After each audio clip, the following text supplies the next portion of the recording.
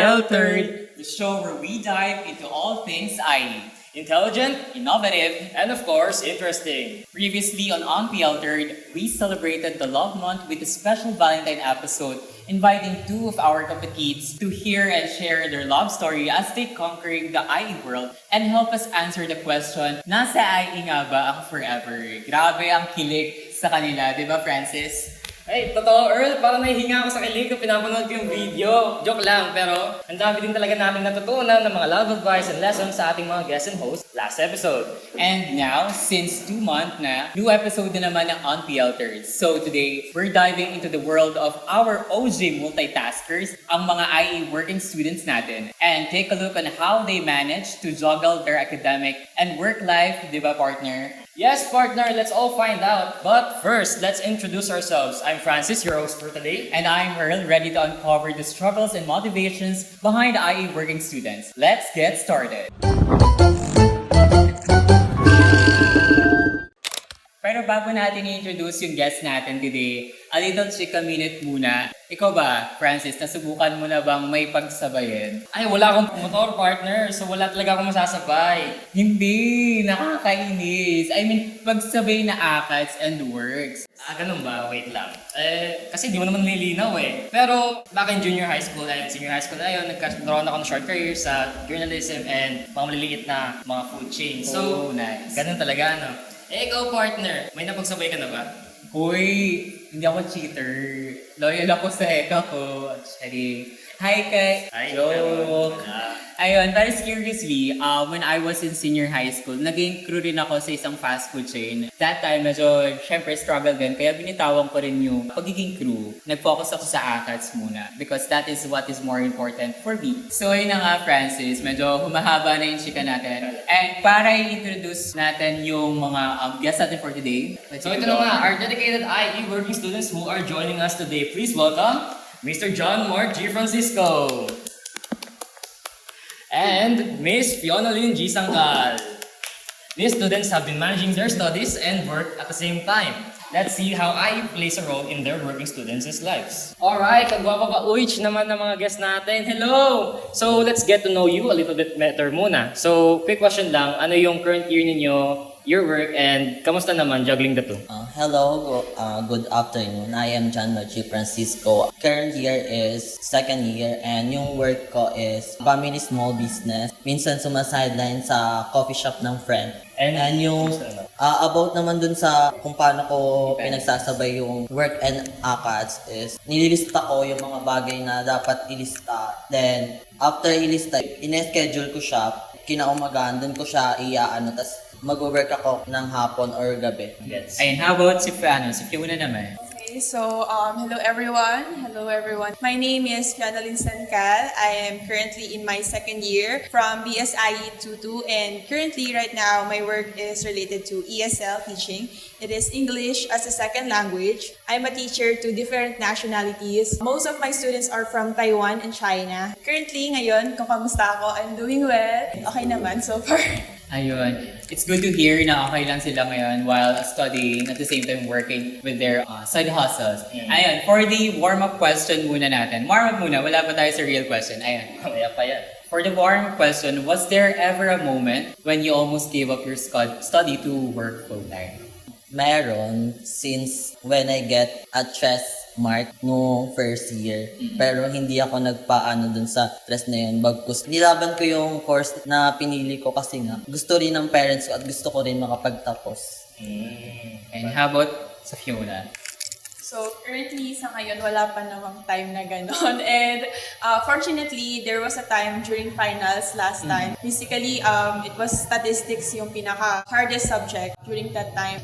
Fortunately sumabay siya sa Chinese New Year, that's why most of my students are on their respective vacations. For like 2 to 3 weeks vacant ako and focus lang sa studies. Ayun. Hopefully naman matuloy niya po to kasi para sa akin naman, masaya pa naman ng college and nag-open talaga siya ng maraming doors and opportunities. So, ayan, okay, now for the real test. So, nag-prepare kami na 6 questions to see just how our kapatids for their best versions of themselves in managing their careers and ACADS. Question number 1. How do you effectively manage your time between work, studies, and personal lives? And what techniques do you use to stay organized? And let's start first with naman kay Fiona. Okay, for Okay, so to effectively manage my day, I use tools such as Google Calendar, Excel, and like Notion, and other organizational apps to manage my day. I plan it ahead every first week of the month. I do plotting my schedule like for work, even personal life, since I also have some things to do on my own. And from there, I can see what I should prioritize more, or if I am lacking something for a specific task, I have to exert more time on those things. And ayun, mas na-prioritize ko sila and hindi ako nahihirapan for a long time. Okay, thank you. Zia. For me naman, gumagamit rin ako ng digital platform. Nililista ko yung mga, for example, yung maliliit na bagay sa mabibigat na bagay. Kasi kailangan mo unahin yung mga magagaan upang yung sumunod na mabigat, magawa mo rin in time. Tapos yung sa work naman, nililista ko rin siya. Tsaka, meron din akong personal life, nakakapag-gimmick ako kahit na nag-work and nagagawa ko naman yung mga bagay na kailangan kong gawin. Actually, partner, napansin mo ba kung ano yung pattern ng sagot nila? Parang may mga magic words sila eh. Notion, Google Calendar, ano ba yan? Hindi ko maintindihan eh. Actually, isa yun sa mga IE things din na nagagamit natin yung application ng IE in a small way in managing our time, our ACADS, our schedules. So, optimization. Yeah. Pero, saglit lang tanong. Nagawa niyo ba if ever na naglamog pare sa gitna ng gabi, kwek-kwek sa gitna ng hapon, mga ganun? Nagawa niyo pa ba Break mga time. ganun? Yeah. Oo. Eating Ganun mga break, food break, nood break, ayan. spontaneous things. Nagagawa niyo pa ba yun?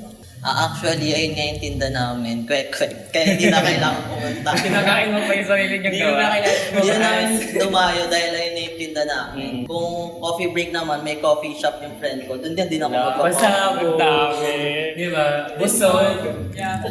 So in my case, I do that during sa morning or afternoon since most of my workloads starts from night and onwards up to midnight. Yun, usually may turo ako. Pero sobrang flexible kasi ng company ko and maganda siya, maganda din yung rate. So it's really good for students like me na if example, I have to cancel a schedule, I can do that. Parang meron kami kasing sariling learning management system. Meron kaming LMS and from there, we can plot our schedule ahead of time and also we can block it if we need something to do over that time. It's nice. It's nice for her schedule, di ba? Ayun. Punta naman tayo sa second question. What specific technical or soft skills have you gained at work that complement your industrial engineering coursework?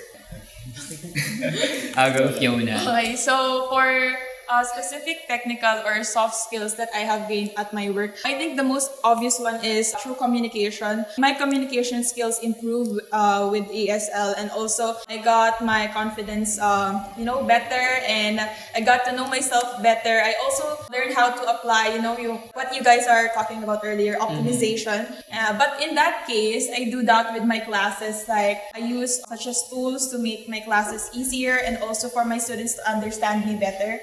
Yeah, so ayun. Okay. How about John Mark?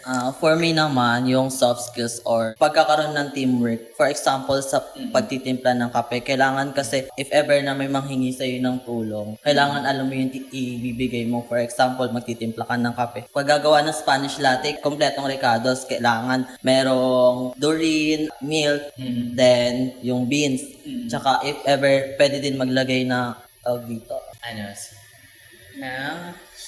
Sirit na kami. Ayun. Sirit. Ayun. We see different sides ng perspective nila. Yung isa nakikita ko technical, yung isa naman practical, which is good for this episode. Nakikita natin yung iba't ibang perspective ng mga working students katulad ng mga kapatid natin. Kaya na kasi hindi ng balance yung isa teacher, no? So like, mas mataas siya, then yung isa, like, lahat sila patas-patas. So, Yes. And for the third question naman, what has been the most difficult aspect of being a working student in industrial engineering, and what lessons have you learned from overcoming it? So, simula si JM naman muna. What has been the most difficult aspect of being a working student is, ayun nga, minsan kasi nagkakaroon ng imbalance pagdating sa work and ACAD. So, minsan napapagod ka na, kailangan mo sumuko, pero kasi kailangan mo labanan yung buhay or yung agos ng buhay para makapag-survive ka. Ayun. How about si Fiona?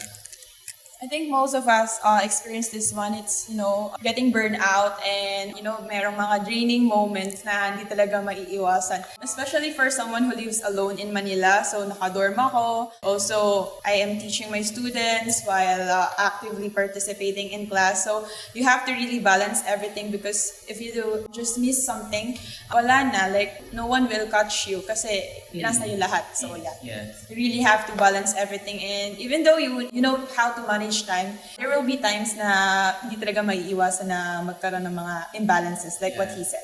Ako nakaka-relate ako dyan. Minsan sumisigaw na ako sa gitna ng daan. Lalo paggabi, sigaw ka na lang. Tapos mamarahin mo yung mundo. Ayaw, bawal mong para dito.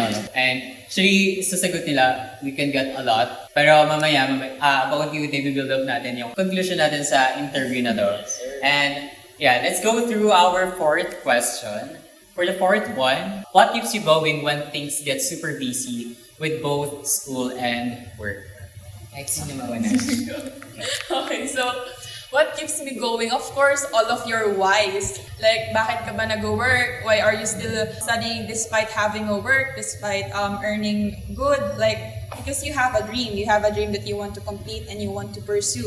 After all, like, hindi lang natatapos yung buhay sa pagkakaroon ng work, but rather by expanding your knowledge as well and by achieving life goals na magkaroon ng degree in education. Because even though you are already working, you should not disregard and neglect your responsibilities as a student because it is life mantra of my family to have a degree, and yeah, panindigan ko na lang. Panindigan ang pagiging ay, di ba? Tama. What keep me going is yung matupad ko yung pangarap ko. Kasi nga, yung pangarap ko na makapagtapos, yun din kasi yung pangarap ng family ko. Then, kailangan ko magpursige or maging determined sa lahat ng bagay. Ikaw ba, may gusto ko ba sabihin sa answers nila? Good luck na lang. Good luck na lang talaga. Actually, we're long way ahead pa since mga second year students pa lang din yung mga guests natin. And marami tayong pagdadaan. Ayan, nakaka-relate ako sa kanila. And hopefully, sa PICC tayo or kayo pala muna marami kung una kayo sige sa akin. First year pala ako. So, Gusto mo sumabay ka na? ay sabay na, sige, skip ako. Sabay ka na. Huwag ka na mag-thesis, charot. So, fifth question naman, does your job ever give you a fresh perspective on what you're learning in industrial engineering? Since, ayun nga, di ba, business and then teaching. So, paano mo nakakonect yan sa IE or nagbago ba yung pananaw mo sa IE because of your professions right now? Sa akin naman, hindi naman nagbago. Parang mas naging klaro lang kasi, for example, naging effective or efficient ka sa pagtitimpla ng kape. Mas magkakaroon ng quality yung product na ibibigay sa customer mo. Tapos babalik-babalikan yung coffee shop mo. Yeah. Si Ate Fiona. Yes, Ate Fiona. Ate Fiona? Same answer lang. Likewise, relating it to teaching, I think that if you can give your best when you're teaching someone, they will eventually comes back to you, and you can incorporate IE as a teacher if you want to pursue academe. Yeah, so relating to education, like even yung mga past professors natin na naging student then they are now the one who teaches the students. So, ayun. If you have the time to learn something, just do your best so maging effective ka na teacher. Yeah. Natuwa ko rin sa kumbaga hinalo mo sa kape yung IE. Ayan. Tama nga naman. Kung maganda yung preparation mo for the coffee, di ba? And si Ate Fiona, napakalaming pangarap. And we're all cheering you on actually. Tuwan-tuwa kami sa mga nagiging sagot mo and your determination. Laban na, di ba? Serious to sincere. Good luck talaga. Grabe. Gusto ko yung answer talaga nila. Na-connect nila sa pagiging IE. Ayun, we're down for our last question in this interview. And for the last one, has working while studying changed what you want to do with your degree after graduation? Okay, so in my case, yes. Kasi before, when I was figuring out ano ba yung IE, ba't ba may ganito, wala naman kaming board exam and such.